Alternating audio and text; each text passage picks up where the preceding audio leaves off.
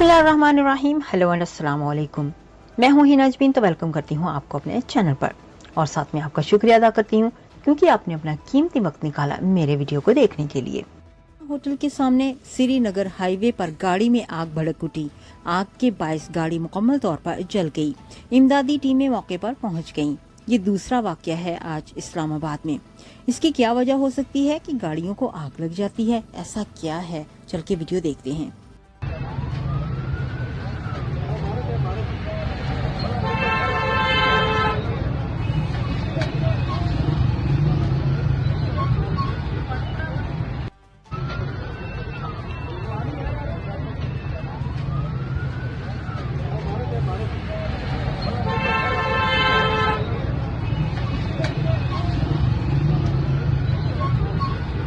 जाने से पहले अगर आपने मेरे चैनल को अभी तक सब्सक्राइब नहीं किया तो प्लीज काइंडली कर लीजिएगा और जी हाँ, अपना बहुत सा ख्याल रखिएगा, हमेशा हमेशा खुश रहिएगा।